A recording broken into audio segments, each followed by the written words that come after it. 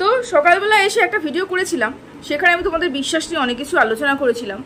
তো আমার ভিডিওটা আপলোড করার কিছুক্ষণ পরে দেখলাম হ্যাঁ সু তার কন্ট্রোভার্সি চ্যানেলে একটা ভিডিও ছেড়েছে, এবং ভিডিও ছেড়ে সেখানে বলেছে সে বেশ করেছে কারণ ইপু দিদি নাকি তার বাবাকে নিয়ে কিছু বক্তব্য রেখেছিল, সেইটা সে মেনে নিতে পারেনি। আমার ফটো ইউজ করবে, আমার ভিডিও ক্লিপ ইউজ করবে, আমার পরিবারের লোকজনকে তুমি ইউজ করবে, তারপরেও আমার বাবাকে নিয়ে তুমি খারাপ কথা বলবে, তাই তো? সেটা তো মেনে নেওয়া যায় না। তার বক্তব্য হচ্ছে সেটা নিয়ে ডিটেলস আলোচনা করব। থাকলে হচ্ছে রিম, আমি আবার রিম বলি না, বুঝলো? রিমটা হচ্ছে এটা হচ্ছে সুয়ের রিম, আমার রিম নয়, সুয়ের রিম। তো রিম তাকে নিয়ে কিছু কথা হচ্ছে সু বলেছে, কারণ তার কথাটা ভীষণ পরিমাণে গায়ে লাগে সুয়ের। মানে এখন তাকে মুখোমুখি দেখতে পায়, তো হতেই পারে, মানে এটা হয়, বুঝলে? মানে ছায়াকে খুব সুন্দর মানুষের দেখতে পায়, অপোজিট জেরক্স কপিকে খুব সুন্দর দেখতে পায়। এখন আমি রিমকে জেরক্স কপি বলবো না, কারণ আগে জেরক্স বলতাম, যা বলতো তাই নিয়ে যেটা ও বলতো সেটা ও হ্যাঁ বলতো, ও না বলতো, কিন্তু না, এখন রিম অনেকটাই পরিবর্তন হয়েছে।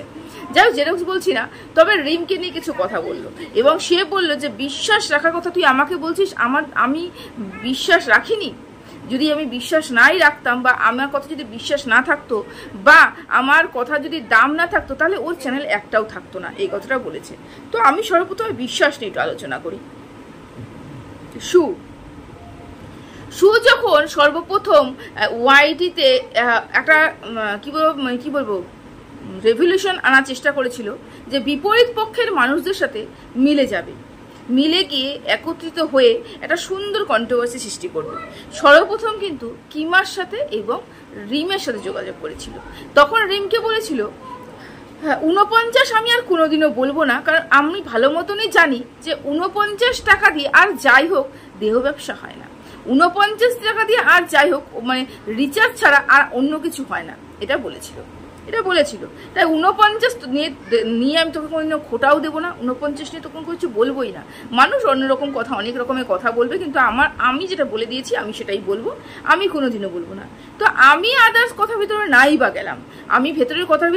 গেলাম, শুধু 49টা যদি আমি ধরে নিই, তাহলে সেই কথাটা পর্যন্ত সে রাখতে পারেনি। তার কথার এতটাই দাম যে কথা দিয়েছিল যে 49 আমি আর তোকে ডাকবো না, এটা নিয়ে তোকে আর কোনোদিনও কটাক্ষ করবো না। হতেই পারে কোনো সমস্যা হয়েছিল, হতেই পারে, সব তখন মিটমাট করে নিয়েছিল, কারণ তখন ও একটা অন্য প্ল্যান করছিল। সেই কারণে ওদেরকে নিজের দলে আনানোর জন্য এরকম অনেক কিছু মেনে নিয়েছিল। আর দেখো আজকে যখন নিজের স্বার্থে ঘা লাগছে, মানে ওরা যখন ওর দলে আসেনি, বা ওর মানে পা চাটে নি, আর কি এটা বাস্তব কথা, পা চাটে নি বা ওর কথাতে লেজ নাড়ায়নি, তখন কিন্তু আবার রিম থেকে কিন্তু 49ই হয়ে গেছে। 49কে এখন 49 বলেই ডাকছে, বুঝতে পেরেছ? এটা হচ্ছে সু। ও বলছে ওর কথার ভীষণ দাম, এই যে প্রথমে একটা ছোট্ট উদাহরণ দিয়ে দিলাম, ওর কথার ভীষণ দাম। আচ্ছা, এরপরে আসছি কিমার কথায়, হ্যাঁ সীমাদির কথায়। সীমাদিকে ও এমন কোনো কথা নেই যে বলেনি, আমি বলবো না যে সীমাদিও বলেনি, অবশ্যই বলেছে, কিন্তু এত কিছু হওয়ার পরেই সীমাদি কিন্তু ওর সাথে যোগাযোগ করতে যায়নি, ও কিন্তু সীমাদির সাথে যোগাযোগ করতে গিয়েছিল, তাই না? ও কিন্তু সীমাদির সাথে যোগাযোগ করতে গেছিল, যেখানে ওয়াইটিতে এসে সবার সামনে বলে যায় যে তোর মতন মানে পতি ড্যাশকে আমি পুছিও না, মুখে থুতু ফেলি, বা তোর মুখে আমি লাগতেও চাই না, এই ধরনের বক্তব্যগুলো যখন বলেছিল, সেই কথাগুলো মানে সে নিজেই ভুলে গেছে। ভেতরে যোগসূত্র তৈরি নিজেই করেছিল, মানে সর্বক্ষেত্রে গিয়ে নিজেই কিন্তু সেই কাজগুলো করে আসে, এবং ভিউয়ার্সদের না জানিয়ে করে আসে, আর দর্শকদের কিন্তু অন্য কিছু বলে। সে তার কথার ভীষণ পরিমাণে দাম, সেটা বোঝানোর চেষ্টা করছে। তার বক্তব্য তার বাবাকে নিয়ে এই খারাপ কথাগুলো বলেছে, যে বাবা মেয়ের এই নাটকের সাথ দিচ্ছে। ও বলছে এরকম নাটক যেন ঘরে ঘরে হয়। ওর কথা হিসাবে যেটা বুঝলাম সেটা হচ্ছে নাটক নয়। আচ্ছা, তোমরা কোথার থেকে বুঝবে যে এটা নাটক নয়? কোথার থেকে বুঝবে? একটা টুকটাকের সামান্য ব্যাপার, টুকটাক মানে একটা সামান্য ব্যাপার, খুবই একটা সামান্য ব্যাপার, সেই সামান্য ব্যাপারটাকে মাঝখানে কেন্দ্রবিন্দু করে কেউ বাড়ি ছেড়ে চলে আসবে এবং দর্শকরা হাজারবার জিজ্ঞেস করাতেও সে বলতে পারবে না। 24 দিনের মাথায় আবার পুনর্মিলন হবে নাটকীয়ভাবে। তারপরে তার আগে শাঁখা সিঁদুর খুলে দেওয়া, মদ খাওয়া, ঘুম না আসা, রাতের পর রাত জেগে থাকা, নতুন ফ্ল্যাট নিয়ে নেওয়া, এগুলো যে একটা নাটক সেটা সবাই বুঝে গেছে। ও যদি সত্যি সত্যি মনে করতো যে না আমার এই জিনিসগুলোকে নাটক আমি তুলে ধরবো না, আমি ব্লগিং করব, অবশ্যই আমি ব্লগিং চ্যানেল দাঁড়ানো করাটা আমার উদ্দেশ্য, ব্লগিং আমি করব, কিন্তু দর্শকদের ঠকাবো না, তাহলে কি করতো? প্রথম দিনই ও বলতে পারতো যে এরকম একটা ঘটনা হয়েছে আমার সাথে, আমার মনের একটা সন্দেহ রয়েছে, এরকম ঘটনার জন্য আমি হয়তো ইস্যু করতে পারছি না, বা আমি প্রেগনেন্ট হতে পারছি না, বা বলতে পারতো যে এরকম অনেক সমস্যা আমাদের মধ্যে দেখা দিচ্ছে, যাই সমস্যা দেখা দিক না কেন সেটা বলতে পারতো। বলে ও বলতো যে না আমি কিছুদিনের জন্য ফ্ল্যাটে চলে যাচ্ছি। যদি নিট অ্যান্ড ক্লিন ভাবে, পরিষ্কার পরিচ্ছন্ন ভাবে দর্শকদের সত্যি কথাটা বলতো, তাহলে কি কোনো একটা কন্ট্রোভার্সি ক্রিয়েটার বা বলো কোনো দর্শক তার উপরে আঙ্গুল তুলতো না। কিন্তু কোনো দর্শকই কিন্তু আঙ্গুল তুলতো না। দর্শকরা আরো খুশি হতো যে ও সত্যিটা বলেছে। কন্ট্রোভার্সি ক্রিয়েটাররা আরো এটা নিয়ে চিন্তা করতো যে যাক সত্যিটা বলেছে, যে বাড়ি ছেড়ে আসছে এবং দুইজনে মিউচুয়াল আন্ডারস্ট্যান্ডিং এর মধ্যে বলেছিল, তাই না? মিউচুয়াল আন্ডারস্ট্যান্ডিং এর মধ্যে ও ছাড়াছাড়ির কথা, ও আলাদা থাকার কথা বলেছিল, কিন্তু এটা কি আদৌ তাদের মধ্যে হয়েছিল? কিচ্ছু হয়নি। দর্শকদের বোকা বানানো হয়েছে। 24 দিন দর্শকদের নাকে দড়ি দিয়ে ঘোরানো হয়েছে, দিনের পর দিন মিথ্যে কথা বলা হয়েছে, এমনকি ওই নাটকে বাবাকে মাকে সামিল করা হয়েছে, সমস্ত কিছু করেছে। অথচ যদি কেউ আঙ্গুল তুলে যে তোমার বাবা তোমার সাথ দিচ্ছে, তোমার বাবা তোমার নাটকের সাথ দিচ্ছে, তোমার মা তোমার নাটকের সাথ দিচ্ছে, তখন তার শরীর জ্বলে পড়ে যাচ্ছে এবং সে রেগে স্ট্রাইক মারছে। এবং সে বলে নাকি তার ধৈর্য শক্তি প্রচুর, সে বলে নাকি তার কথার ভীষণ পরিমাণে দাম আছে। আচ্ছা তোমরাই বলো যারা এরকম সংসার করছো, 12 বছর 15 বছর 16 বছর সংসার করছো, একটা বাড়িতে গৃহবধূ হয়ে আসার পরে যখন সংসার করছো এবং তুমি জানতে পারছো যে তোমাদের বাড়িতে টুকটাক হয়েছে বা তোমার কোনো ক্ষতি হচ্ছে, প্রথমত কথা ওর কোনো ক্ষতি এখনো অবধি আমি ওই বাড়িতে থাকতে দেখিনি। যদি কেসটা বাদ দিই, কেস হচ্ছে ওর কর্মফল, ও যে কর্মটা করেছে সেটা ওর ফল পেয়েছে কেস স্বরূপ। এটা যদি আমি বাদ দিয়ে থাকি তাহলে আর কি ক্ষতি ওর জীবনে হয়েছে? উন্নতি ছাড়া ক্ষতি আমি দেখিনি। সেখানে টুকটাকের কথাটা আমি বিশ্বাস করতে পারছি না। তাও ওর কথা হিসেবে মানলাম ও টুকটাক হয়েছে, ওর বাড়িতে ওর ইস্যু নিতে মানে সমস্যা হচ্ছে। তাহলে এটা যদি সত্যি করে বলে আসতো তাহলে কোনো কন্ট্রোভার্সি ক্রিয়েটার বলো বা কোনো দর্শক বলো ওকে এরকম ধরনের জুতোর বাড়ি দিত না কিন্তু। আর ওর বাবা ওই সময় ওকে যেখানে একজন মানে কি বলবো স্বামীকে ছেড়ে একজন স্ত্রী ফ্ল্যাট ভাড়া নিয়ে নিচ্ছে, কতটা ওর সাহস যে অভিভাবক ছাড়া একটা ফ্ল্যাট আমরা নিয়ে নিতে পারি। হতেই পারে যে এরকম অনেক দেখা যায় আশেপাশে পরিবেশে যে একটা মেয়ে ফ্ল্যাট ভাড়া নিয়ে রয়েছে, কিন্তু তার জন্য তারা সেরকমভাবে ওরা লাইফ লিড করে এসেছে। আমরা সেই পরিবেশের মানুষ নই বা ও সেই পরিবেশের মানুষ নয়। যারা আগা গোড়াই সিঙ্গেল থেকে অভ্যস্ত, যারা পিজিতে থেকে অভ্যস্ত, তারা যখন নতুন কোনো ফ্ল্যাট বাড়ি ভাড়া নেয় তারা এরকম করে থেকে অভ্যস্ত, তাদের লাইফস্টাইল তো একদমই আলাদা। আমি তার সাথে তাকে তুলনা করতে পারি না। হঠাৎ করে অভিভাবক ছাড়া একটা ফ্ল্যাট ভাড়া নিয়ে নেওয়া এবং সেখানে তার বাবার সাথ দেওয়া, মা এবং বাবা এসে মেয়েকে বাজার করে দিয়ে যাওয়া, দিনের পর দিন রান্না বান্নার জন্য হেল্প করা, মানে রান্নার সমস্ত জিনিস কিনে দিয়ে যাওয়া, বয়স্ক বাবা 4 তলাতে ওঠা এবং প্রতিনিয়ত আসা, ওখানে থেকে মেয়েকে সাপোর্ট করা, বোন ওই বোতল তুলে দেওয়া, এগুলো তো সব দেখেছি। এগুলো তো একটা আমরা অস্বীকার করতে পারছি না। এগুলো তো আমরা চোখে দেখেছি, ভিডিওতে দেখেছি, ভিডিওতে কথা বলছি, তাই না? এইবার আমরা যদি বলে থাকি যে না এটা নাটক এবং নাটকের স্বাদ দিচ্ছে বাবা, তখন তার গায়ে ফোসকা পড়ে যাচ্ছে, তখন বলছে যে না এটা নাটক নয়, আর যদি নাটক হয়ে থাকে তাহলে এরকম নাটক তোমাদের প্রত্যেকের পরিবারে হোক। প্রথমত কথা একটা ছোট্ট ব্যাপারে এই টুকটাক একটা মতন একটা ছোট্ট ব্যাপারে কেউ আজ অব্দি বাড়ি ছেড়ে পালিয়ে গেছে আমার এটা জানা নেই। আমার এত বছরের জীবনে আমি এখনো পর্যন্ত শুনিনি টুকটাকের ভয়ে কেউ বাড়ি ছেড়ে পালিয়ে গেছে, শুনিনি। প্রথমত কথা। দ্বিতীয়ত কথা, এই টুকটাকের ভয়ে স্বামীর সাথে গন্ডগোল করে শাখা পলা খুলে সিঁদুর মুছে ফেলেছে, এরকম নাটক আমি এই পৃথিবীতে আর দেখিনি। ঘুম আসছে না, টুকটাকের ভয়ে বাড়ি ছেড়ে চলে এসেছে, স্বামী ছেড়ে চলে এসেছে, শাখা পলা মুছে দিয়েছি, তারপর ঘুম আসছে না বলে আমার বোন এসে আমাকে বোতল ধরিয়ে দিয়েছে, সেটাকে আমি উল্টে পড়েছিলাম পোষ্যকে নিয়ে ঘরে একা। এটাও একটা মানে কি বলবো রহস্যজনক ব্যাপার, এটাও আমার বিশ্বাস হচ্ছে না। এরকম অনেক কাজ সে করে বসেছে যেগুলো আমরা বিশ্বাস করতে পারিনি। সে বলছে যেটা বিশ্বাসযোগ্য নয়, আমরা যেটা করছি সেটা বিশ্বাসযোগ্য না।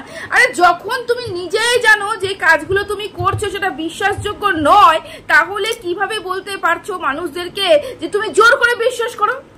কেন দর্শকরা, কেন কন্ট্রোভার্সি ক্রিয়েটাররা জোর করে বিশ্বাস করবে? কেন বিশ্বাস করবে? এটা বিশ্বাসযোগ্য নয়।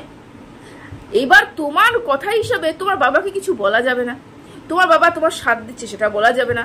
তাহলে তুমি যদি এইটা ভেবে বসে থাকো যে না তুমি যে কাজগুলো করছো, ব্লগিংয়ে যেগুলো দেখাচ্ছ সেটা নিয়ে আলোচনা করা যাবে না, তাহলে এই যে এত বছরে তোমার কন্ট্রোভার্সি ক্রিয়েটারদের জার্নি, তোমার ক্রিয়েটারের জার্নি, তাহলে তুমি কোন হিসাবে, কোন অধিকারে প্রত্যেকটা ব্লগারদের স্বামী, শ্বশুর, বাবা, মা, ভাই, বোন, জ্যাঠা, জেঠি প্রত্যেককে টেনে কন্ট্রোভার্সি করেছো? কোন অধিকারে?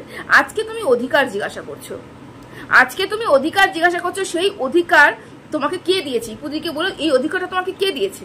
প্রথমত কথা, কন্ট্রোভার্সি করতে গেলে কারোর অধিকার লাগে, কোনো অধিকার কাউকে দিতে হবে এরকম তো আমার জানা ছিল না। যদি সেটা হতো তাহলে এরকম অধিকার তোমাকেও কেউ দেয়নি আজ অব্দি যে তুমি পুরো পরিবারকে টেনে নিয়ে এসে ভিডিও করবে, তার ফটো ইউজ করবে। আগে ফটো লাগাতে তার কেস খাওয়ার পর থেকে ফটোটা লাগাচ্ছ না, এটাও তুমি স্বীকার করবে। তো এই অধিকারটা তোমাকেও কেউ দেয়নি। তো তুমি কোন অধিকারে ওই সব ব্লগারদের পুরো পরিবারের ফটো লাগিয়ে ভিডিও করছিলে? ম্যান্ডির বাচ্চা মেয়ে, ম্যান্ডির হাজবেন্ড, ম্যান্ডির ননদ, ম্যান্ডির শ্বশুর, শাশুড়ি, বড় বড় চ্যানেলের পুরো পরিবার, টিনার পুরো পরিবার, পুরো বংশ, সমস্ত মানুষকে নিয়ে টেনে হিচড়ে ছিঁড়ে যে তুমি কন্ট্রোভার্সি করছিলে কোন অধিকারে? এই প্রশ্নের উত্তর তুমি দিতে পারবে কি? কোন অধিকারে করেছিলে? তারাও তো কোনো আলাদা আলাদা করে চ্যানেল খুলে বসে নেই। তোমার কথা হিসেবে আমি কন্ট্রোভার্সি করছি, আমি ব্লগিং করছি, আমার প্রথমত কথা তোমাকে কন্ট্রোভার্সি চ্যানেল নিয়ে তো তোমাকে কোনো কিছু বলেনি। তোমার ব্লগিং চ্যানেল দেখে তোমাকে নিয়ে আলোচনা করেছে, এবং ব্লগিং চ্যানেলে তুমি যাকে যাকে দেখে দেখিয়েছো তাকে আলোচনা করবে। যেরকম তুমি ব্লগিং চ্যানেলে যেই সব ক্রিয়েটারদের মানে যেই সব সদস্যদের তুমি দেখতে পেয়েছো সেই সব সদস্য নিয়ে তুমিও আলোচনা করেছো, তাই না? যদি তোমার ক্ষেত্রে এগুলো প্রযোজ্য হয় তাহলে আদার্স কন্ট্রোভার্সি ক্রিয়েটারদের ক্ষেত্রেও এটা প্রযোজ্য। তাহলে তুমি এটা বলতে বসতে পারো না যে কোন অধিকারে কে তোমাকে অধিকার দিয়েছে। আরে বাবা, ওয়াইটি এটা সোশ্যাল মিডিয়াতে যেটা পাবলিক হবে আমরা সেটা নিয়ে আলোচনা করব। তুমি এরকম অনেক মিথ্যে কথা, অনেক গল্প, অনেক ফুন্দি এখানে এঁটেছো এবং এগুলো নিয়ে আলোচনাও করেছো।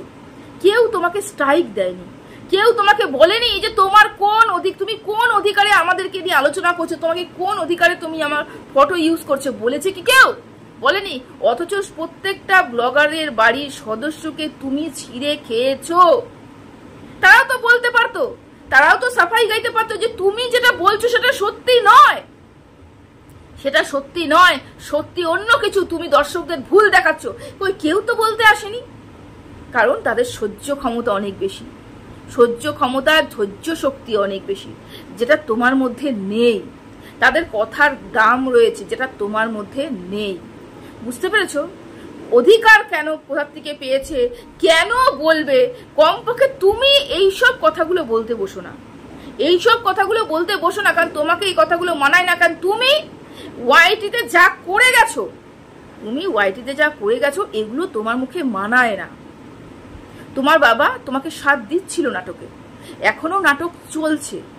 যদি তুমি এই ব্লগিং চ্যানেলটাকে দাঁড় করাতে না চাইতে, তুমি বলতে যে না আমি যা করবো ব্লগিং চ্যানেল আমার ভিউজ হোক আর না হোক, দর্শকদের আমি ঠকাবো না, যদি এই উদ্দেশ্যটা তোমার মধ্যে থাকতো না তুমি প্রথম দিনই সত্যি বলতে। দর্শকরা তো হাঁপিয়ে গেছে, কিছু বয়স্ক দর্শক আছে তোমার, তুমি ভালো মতন জানো, তারা তো হাঁপিয়ে গেছে জিজ্ঞাসা করতে করতে কি হয়েছে বলো, কি হয়েছে বলো। তুমি ঢিঠ, তুমি এতটাই অহংকারী, তুমি এতটাই ঝেড়ি যে তুমি ওগুলো পাত্তাও দাও না, তুড়ি দিয়ে উড়িয়ে দাও তোমাদের দর্শকদের। অথচ মুখে বলার জন্য দর্শকদের নামে দুটো চিনি চিনি ছিটে ফেলে দাও।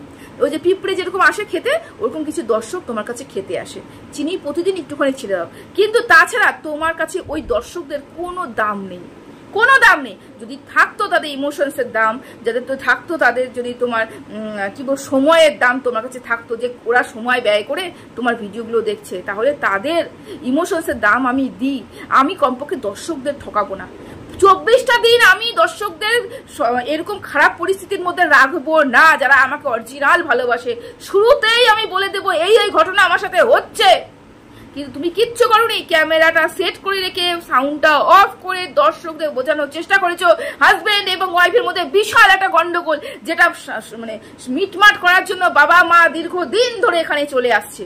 কি গন্ডগোল হয়েছিল হাজবেন্ড এবং ওয়াইফের মধ্যে, যে একের পর এক তুমি ভিডিও দেখাচ্ছিলে, মা মাঝে মাঝে চলে আসতো, বাবা মাঝে মাঝে চলে আসতো। কি ক্ষতি হয়েছিল, কি ক্ষতি হয়েছিল টুকটাক করে, কি হয়েছিল? কিছু হয়েছে কি? কিচ্ছু কিন্তু হয়নি, কিচ্ছু হয়নি। তুমি বারবার বলছো মা মাঝে মাঝে চলে আসতো গন্ডগোল হয়, বাবা মাঝে মাঝে চলে আসে গন্ডগোল হয়। কি গন্ডগোল হয়েছে? সব সাজানো এবং গোছানো একটা নাটক। বাবা মা ঘুরতে আসতো, সেটাকেও তুমি ওই গন্ডগোলের মাঝখানে এসেছে বলে নাটক বলে চালিয়ে দিয়েছো, এর বেশি আর কিচ্ছু না। তারপরেও তুমি বলছো তোমাকে মানুষ বিশ্বাস করবে, তুমি সত্যি কথা বলছো, তোমার বাবা নাটকে সাথ দেয়নি, তোমার কথার দাম রয়েছে, তোমাকেই সবাই অধিকার দিয়েছে, আর কোনো কন্ট্রোভার্সি ক্রিয়েটারের কোনো অধিকার নেই, যাবতীয় অধিকার ওয়াইটিতে নিয়ে তুমি বসে রয়েছো। বড্ডই হাস্যকর, বড্ডই হাস্যকর। চলো ভিডিওটা এখানে শেষ করলাম। সবাই ভালো থেকো, সুস্থ থাকো, টাটা।